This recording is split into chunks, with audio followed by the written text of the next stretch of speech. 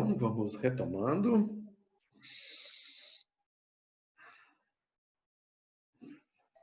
Professor, boa noite. Boa noite. Vale. Antes do senhor começar a explicação, deixa eu só lhe falar uma coisa. Eu entrei atrasado hoje na aula aí, porque teve um problema aqui em Gravataí com falta de luz, mas aqui a região voltou já.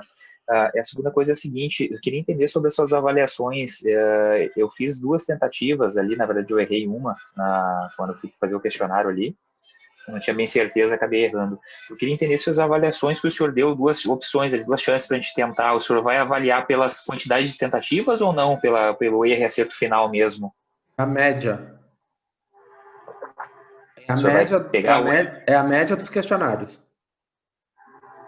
Mas é a média dos questionários do último resultado? Ou... Do primeiro e do segundo. São 2 tentativas, né? A nota final é média. Sim.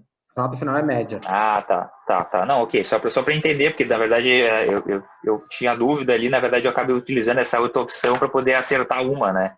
Sim, então, que é média. Mais... Isso, é média. Tá. Deve sempre aparecer na frente ali que é média. Pelo menos quando eu termino de gerar o questionário, ele fica ali, dá uma olhada, é sempre média. Tá? Não é só para saber se eu vou tentar acertar sempre de primeira todas, então, para não tentar refazer, para não bater a média, então, é isso? Isso, tá? Tá. Tu acompanha isso pelo, como é que eles chamam? Lá no Moodle, agora me esqueci, caderneta de notas. Pelo menos para mim aparece assim. Ok, eu vou dar uma olhada lá. A segunda pergunta era sobre... Opa. Professor? Opa. Oi, voltou, agora. Tá. A segunda pergunta é sobre a sua prova. O senhor falou que ia ter uma prova e tal, eu só queria entender como é que ela vai funcionar. Não tem prova. Na cálculo numérico não tem prova. Só os exercícios de aula que o senhor dá no final da aula, e o trabalho. Os trabalhos. Tá. E os trabalhos, ok. Só queria entender isso. Muito obrigado. De nada. Professor. Fale. Só para constar, nesse exercício anterior, aí, na aula anterior, pós-aula, está como a nota mais alta das duas. Ah, tá. Então, se está como nota mais alta, é a nota mais alta. É porque geralmente eu programo como média. Não, era isso. E essa foi a minha pergunta, porque eu errei no primeiro questionário e no segundo eu corrigia que eu tinha errado e acertei. Daí ficou mais alta, né? Se eu programei com nota mais alta, vai para nota mais alta. Mas geralmente eu programo com média. Às vezes eu esqueço. Não, professor, deixa pela mais alta, né, professor? Tá. É que eu vejo assim, ó. O que eu vejo média? Média mostra o desenvolvimento. Tá? A média, ela é realista. Ou seja, é um processo de crescimento. A nota mais alta, ela é uma maquiagem. Então, ou seja, ela cria uma falsa ideia para mim e para vocês. Então, a média, ela é justa porque ela realmente vai mostrar o desenvolvimento. E 10, realmente, 10 é o... Olhou, fez, acertou de primeira. É 10. Tá? Teve que fazer de novo, então já não é 10. Bom. Vamos lá. Um golinho d'água. Bom, foi feito isso aqui. Foi feito isso aqui. E aí agora a gente vai para a historinha do seno. Então tá, calcular o seno de 30. Bom, e depois comparar com a calculadora. Primeira coisa, como é que eu vou calcular o seno de 30? Vou na tabela. Vou lá na tabela e descubro que a série para o seno de 30 é essa. Tá? Um detalhe interessante é que aqui ela está relacionada com números ímpares, né? Já que a série do seno era com números pares, essa está com números ímpares. Tá. Então, ele quer um polinômio do quinto grau. Então, se ele quer um polinômio do quinto grau, vamos ver o seguinte. Quinto grau. O que é o quinto grau? É o maior expoente do polinômio. O expoente do polinômio é esse aqui. Né? Então, 2n mais 1 tem que ser igual a 5. Se 2n mais 1 tem que ser igual a 5, o n é 2. Tá? Então, nós vamos fazer apenas com 2 parcelas. Tá? Ou melhor, 2 não, 3 parcelas. Até n igual a 2, ou seja, vai ser n igual a 1, né? N igual a 0, n igual a 1 e n igual a 2. Então, são 3 parcelas. Então, vamos ver o que acontece.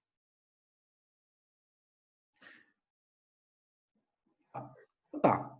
Então, começando, expandindo 0, começa com o 0 no lugar do n, com 1 no lugar do n e com 2 no lugar do n. Né? Bom, agora vamos fazer as continhas. Menos 1 na 0 é 1. Aqui vai ficar 1 fatorial. Menos 1 na 1, né? Fica menos 1. Menos 2 na 2 é 1. E aqui embaixo ficou, né? 1 fatorial, 3 fatorial e 5 fatorial. Repare que aqui está relacionado, o seno está relacionado com expoentes ímpares, né? Tá. Aí finalizamos dessa maneira. A gente se nota, né? Então, nós temos aqui, então, meu expoente 5. Tá? Bom, então por aqui nós conseguimos fazer uma aproximação do seno. Vamos ver. Nós queremos o seno de 30.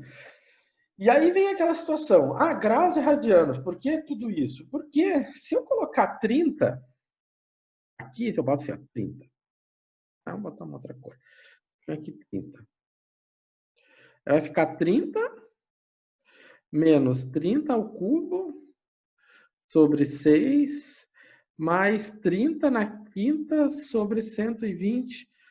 Não, né, gente? Não é assim que a coisa faz. Não é que a coisa funciona. Se faz, né?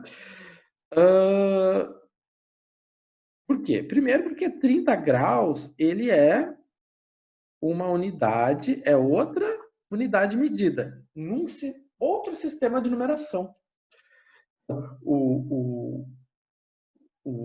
A medida em graus, ela é outro sistema de numeração, tanto que o fracionamento, que é feito em minutos e segundos, é outro sistema de numeração. Então, nós não podemos usar esse 30 graus no lugar do x. Porque todo cálculo, ele considera o x como um número real. Né? E o radiano, ele é um número real, ou seja, pi que divide 6. Né? Ou seja, se eu pegar a calculadora e fizer pi dividido por 6, vai me dar um número. Tá? E é esse número que eu vou trabalhar, o número pi que divide 6. Então, o 30 graus, a abertura de 30 graus equivale a pi sobre 6 radianos. Então, a calculadora, mesmo quando a gente entra com graus, a calculadora converte esses graus para radianos. Tá? Porque esse tipo de função, ele calcula, ele trabalha em radianos. Ou melhor, ele sempre vai trabalhar em radianos. Tá? Ô, professor. Fale. Só uma perguntinha ali, é 0, 1 e 2, porque no exercício lá ele pediu quinto grau e sétimo grau, daí são 2, Isso. é isso? Tá. Primeiro com quinto e depois com sétimo. Perfeito, obrigado. Primeiro é o de quinto, depois eu vou fazer um de sétimo. Tá? Para comparar com a calculadora. Então, o que acontece? Eu tenho 30 graus, vou colocar π sobre 6. Então, no lugar do x, eu vou colocar π sobre 6. Então, x é π sobre 6, menos π sobre 6 ao cubo sobre 6, mais π sobre 6 na quinta. Só para nos convencermos do... Né, o que acontece? Então, se eu faço π que divide 6, π que divide 6 é 0,5, né? Que é o valor de 3,14 dividido por 6. Então, vamos fazer o seguinte. CLC, vamos limpar tudo. Então, vou dizer que o meu x é π que divide 6. Então, o meu seno, né? O meu seno vai ficar quanto? Vai ser x menos, né? X na terceira sobre 3. Então, x na terceira sobre 3 fatorial, que nesse caso é 6, mais x na quinta dividido por 120. Aí, então, nós temos Nós temos esse número, 0,50021. Se nós fôssemos calcular a função seno, né? Lembrando que aqui eu vou usar o seno, né? Seno de x. Esse aqui eu estou usando o sin da calculadora. Isso dá 0,5. Para a proximidade entre a nossa aproximação com o valor real, que é o valor da calculadora, porque aqui a calculadora ela usa uma aproximação tal que é 0,5, tá? Porque o seno de 30 graus ele é facilmente deduzível. É 1/2. É um número exato. Então, feita a continha, chegamos a esse valor aqui. Então, se eu for comparar com a calculadora, esse é o valor de 0,5. Então, a calculadora ela vai ser mais precisa, porque a calculadora ela pode fazer, sei lá, 20 parcelas. Nós aqui fizemos apenas 3 parcelas. Tá? A calculadora pode fazer 20 parcelas. Então, o que é isso aqui? Isso aqui é o erro de truncamento. Tá? Essa diferença aqui é o erro de truncamento. O que é o erro de truncamento? É o fato que nós usamos só 3 parcelas. Se nós usássemos, sei lá, 100 parcelas, nós não teríamos esse erro aqui. Ou seja, esse erro aqui seria bem menor. Então, esse é o erro de truncamento. É o erro dado ao esquema numérico. É o erro produzido pela aproximação, pelo método. Né? Por que ele surge? Porque nós não vamos ficar a vida inteira calculando, né? O computador passaria, né, a eternidade fazendo essa conta e nunca chegaria a 0,5. Bom, calculando esse erro relativo, nós temos esse valor aqui que é, vamos dizer assim, irrisório, né? É um erro de 10 na menos 4%. 10 na menos 4%. Isso é muito pequeno. Muito pequeno. Então, quer dizer que 3 parcelas já é uma boa aproximação para o seno? É. Então, 3 parcelas já é uma boa aproximação para o seno. Agora vamos falar. Oi? Fale. Eu fiquei com uma dúvida ali das 3 parcelas. Eu não notei no início da questão, ele falava que era 3 parcelas ou tu que escolheu 3 parcelas? Ele falou em 5º grau. Vamos lá. Ele falou em 5º grau. Eu não entendi essa parte do 5º grau ali. Ele falou em 5º grau. Se ele falou em 5º grau, como é que eu sei que é 3 parcelas? Porque eu vou olhar para cá, ó. Aqui é a minha potência. O 5º grau é o maior expoente do polinômio. Está aqui o 5º grau. Então, esse 2n mais 1, em algum momento ele vai ter que ser 5. Em algum momento ele vai ter que ser 5, então esse n vai ter que ser 2, né? Porque 2n mais 1 igual a 5, 2n mais 1 vai ser igual a 5 se o n for 2.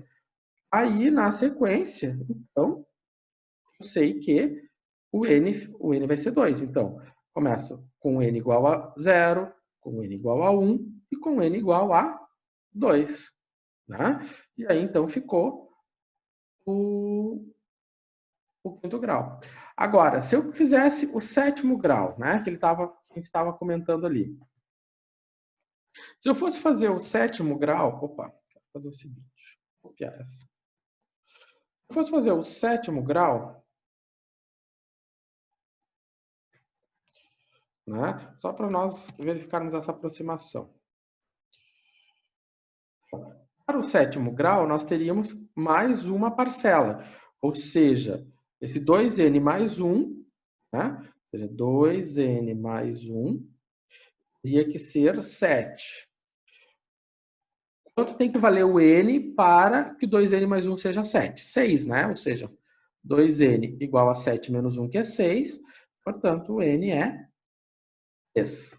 Então, o meu n teria que ser 3 e nós teríamos, então, uma 4ª parcela, né? Ou seja, se a gente já fez até a 5, a 4ª parcela é fácil. Então, vamos copiar aqui e vamos colar aqui. Mais Ctrl+C, Ctrl+V. Então, tá ali.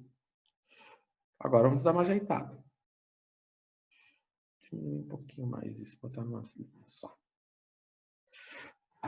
Então, eu coloquei 0, 1, 2. Então, aqui tem que ser 3, né? 3, 3 e 3. Certo? Então, feito tudo isso, mais uma aqui. Deixa eu ver. Né? 7. E aqui, então, aqui embaixo é 7 também, né? Então, temos o nosso polinômio de 7º grau. Mais x na 7 sobre 7 fatorial, que agora eu não sei quanto é. Professor, tem o colega quer saber se o n tu preenche com o número de parcelas, é isso? Isso, é o número da posição. Né? N igual a 1, N igual a 2. Só voltar aqui, ó. N igual a 1. Começa com N igual a 1. N igual a 0. Então, no lugar do N eu coloquei o 0. N igual a 1. No lugar do N eu coloquei 1. N igual a 2. No lugar do N eu coloquei 2. N igual a 3. No lugar do N eu coloco 3. Se tivesse N igual, fosse indo, o próximo seria N igual a 4. Não tem, porque não está pedindo ou não precisa. E assim por diante. Certo? Deixa eu só calcular o fatorial de 7. Fatorial. Isso é isso aqui, né? No Silab, não adianta botar 7 exclamação que ele não sabe o que que é. Tá? Você tem que escrever factorial de 7. Deu 50/40. Então, deu 50/40. Bom, aí eu deixo como exercício vocês calcularem o seno de 30. O que que eu já digo para vocês? Se vocês fizerem toda a conta π sobre 6, esse valor aqui ele vai dar muito mais próximo do 0,05. Isso se a calculadora já não disser para vocês que ele é 0,05. Vamos fazer aqui, não custa nada, né? Nós já fizemos aqui. Vamos botar mais uma parcela. O caso aqui é menos, né? X na 7 sobre 50/40. Ó, eu coloquei já aqui direto, ó, x na 7, 50/40. Ele já deu fechado, 0,5. Tá? Por que isso? Porque 0,5 é um número exato, né? A solução final já é exata, né? Aqui lembrando que é sinal negativo. Né? Então já deu fechado. Não precisaria nós fazermos mais parcelas. Mas certamente a calculadora, o computador de vocês faz muito mais parcelas porque, né, para ter mais precisão. Tá. Vamos lá. E se eu tenho uma expressão desse tipo? Né? Quero aproximar o seno de 3x ao quadrado. A primeira coisa, vou lá na tabela e olho a expressão do seno. E aí eu penso o seguinte, bom, em vez de ter x, eu tenho 3x ao quadrado. E aí o que que eu faço? Lá no lugar do x, tá? Vou e coloco quem? 3x ao quadrado. Então, se aqui era x, coloquei x. Se eu estou com 3x ao quadrado, no lugar do x, eu coloco 3x ao quadrado. E aí o que que acontece? Acontece que eu vou fazer a expansão, né? Então, para n igual a 0. Né? Ou seja, n igual a 0. Para n igual a 1. Para n igual a 2. Se quiser fazer para n igual a 3. No lugar do x, eu tenho quem? 3x ao quadrado. Tá? Tá. Então, vamos adiante. Então, o que acontece agora? Então, isso aqui é 1. Né? Isso aqui é 1. Isso aqui é 1. Isso aqui. Isso aqui vai ficar 1/6. Né? Menos 1/6 por causa desse sinal negativo. Ficou 3 ao cubo, 27. Quanto é que é x ao quadrado elevado ao cubo? É x na sexta, né? Isso aqui. Isso aqui. Agora, 3 na quinta é 243. X ao quadrado elevado à quinta potência é x na 10. Ou seja, aqui a gente só vai trabalhar com potenciação, né?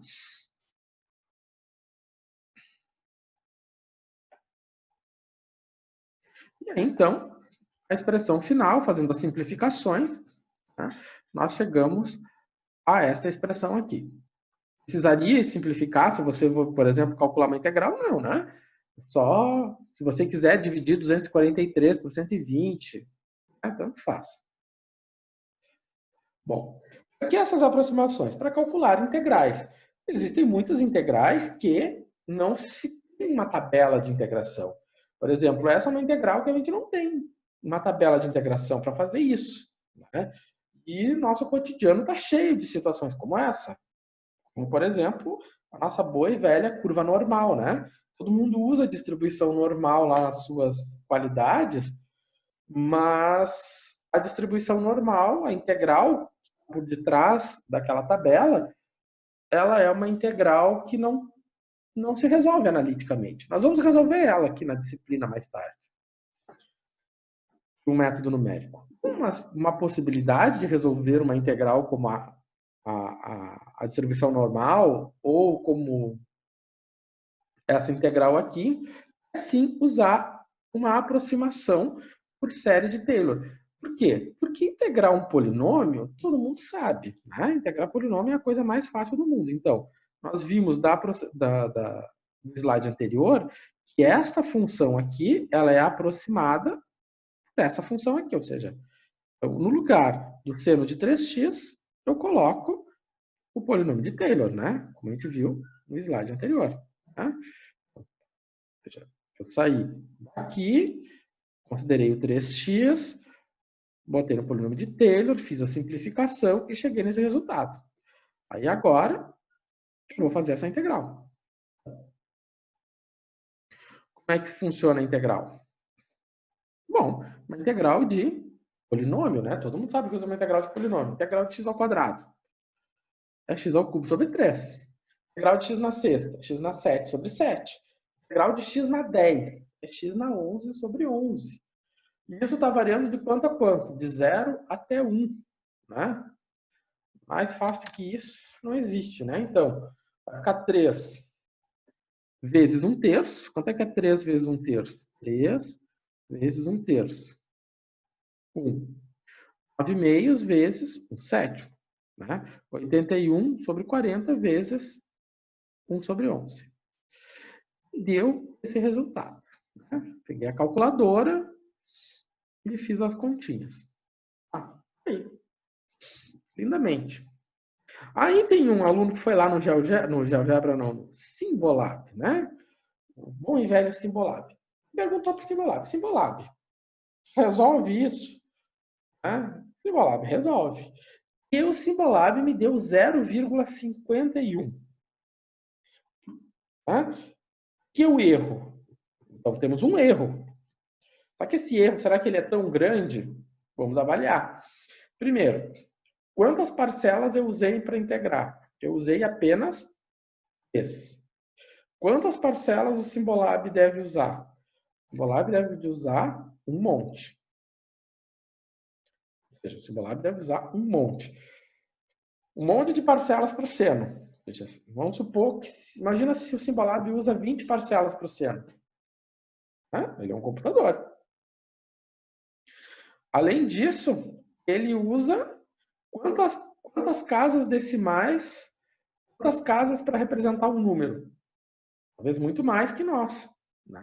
Então, o fato dele usar muitas parcelas para representar o seno, o fato dele usar muitas casas para representar o número, que na verdade O erro de arredondamento aqui é bem pequeno, né? Porque nós estamos usando uma calculadora com grande possibilidade, seja uma calculadora de mão ou computador. Então, o erro que está embutido aqui é o erro de truncamento. É o erro devido à aproximação do seno. Certamente aqui o Symbolab usou, sei lá, 20 parcelas. Né? Usou 20 parcelas, enquanto nós usamos o quê? Apenas 3 parcelas. Então, esse erro Professor, se dá por causa disso. Fale. uma dúvida. Então, o erro pode dar tanto para mais quanto para menos, é isso? Sim, tanto faz. Pode para lá ou para cá. Por isso que a gente trabalha com o módulo, né? Quando toda a fórmula do erro é valor absoluto. Porque ele pode para lá ou para cá. Certo? Bom, então, isto é o erro de truncamento. Isso está presente toda vez que a gente usa uma função da calculadora, né? Usei a função seno, usei a função cosseno, usei um logaritmo. Tem que saber que a calculadora usou um recurso, polinômio de Taylor, truncado. Tá? Essa diferença que nós tivemos ali não quer dizer que a nossa resposta estava errada. Quer dizer que a nossa resposta podia ter mais casas decimais, podia ter mais parcelas. Né? Poderia ter colocado, sei lá, mais umas 2 parcelas aqui. Bom, Professor, fale. então nós poderíamos fazer, digamos assim, em termos grosseiros, uma aferição do Symbolab ou da calculadora através do teorema de Taylor, né? Sim. Na verdade, eu não sei se o Symbolab, eu acredito que o Symbolab deve ter usado o polinômio de Taylor, mas a calculadora que você tem, algumas calculadoras Casio, elas usam outra coisa que deve ser o método de Simpson. Para aproximar integrais, nós vamos ver ainda como se faz. E aí, sim, o método de Simpson, com bem pouquinhas contas, nós conseguimos obter a resposta do seno ali com uma precisão bem boa. Bem pouquinhas Professor, contas. Vale? professor, pelo vídeo ali, eu estava assistindo ali anteriormente, da aula, antes da aula, quanto mais parcela usar ali, mais próximo fica o resultado da realidade, é isso? Isso, exatamente. Essa é a ideia do polinômio de Taylor. Porque ele a igualdade é as infinitas parcelas. A partir do momento que eu pego, sei lá, 4 parcelas, eu já tenho uma deformação dessa realidade. Tá? Sim. Eu já tenho um erro de truncamento.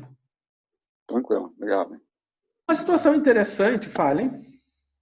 Não, relativa, quando você está falando a respeito de calculadora, eu não sei se você vai me dizer na HP, quando a gente vai calcular uma integral definida de 0 a 1, que a gente fez ali antes, se a gente colocar como no modo, se a gente colocar como radiano, ele vai te dar aquele 0,51 alguma coisa.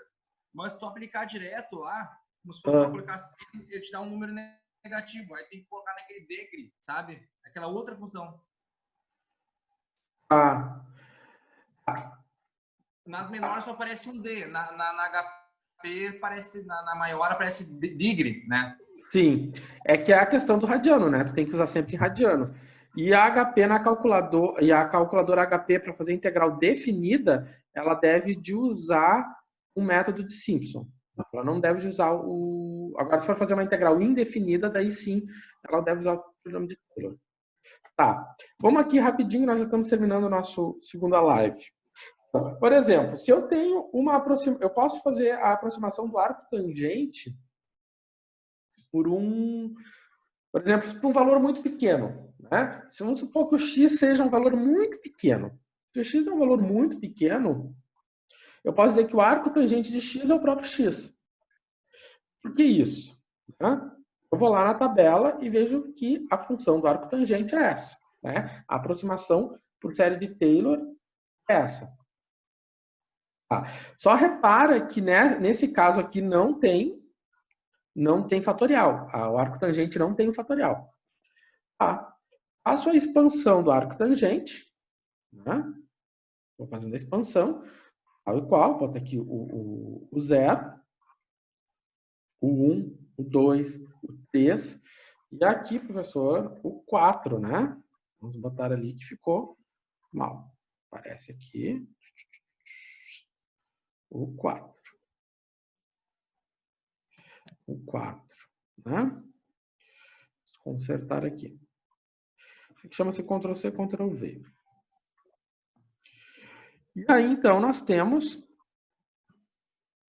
o que aparece aqui, né? Então, x, essa situação aqui vai ficar x na 1, né? Tudo isso aqui é 1. X na terceira, né? 2 mais 1, 3. Então, aqui embaixo dá 3. Negativo, porque menos 1 na 1 é menos 1. Positivo agora, x na quinta sobre 5, x na 7 sobre 7, e x na 9. E aqui está faltando um sinal de mais. Ok? Agora sim. Tá. Bom, então está aqui a expansão do arco tangente. Tá. Então, tá. Se essa aqui é a expansão do arco tangente, aí eu coloquei aqui, ó. Vamos supor, né? Vamos supor. Quando eu digo vamos supor, né? Você que não gostou do 0,1, você supõe um número menor. Né? Ele está falando de um x pequeno. Então, supõe um valor menor que 0,1. Se eu supor um valor menor que 0,1, eu vou colocar aqui o 0,1. Né? O que acontece, gente? Olha só. O 0,1 ao cubo é esse número aqui. O 0,1 na quinta é esse número aqui. Na sétima, na nona, conforme eu vou aumentando a potência, o que vai ficando no numerador vai ficando o quê? Cada vez menor, né? Então, eu poderia, assim, por uma questão de arredondamento, assim, não vou fazer tanta conta.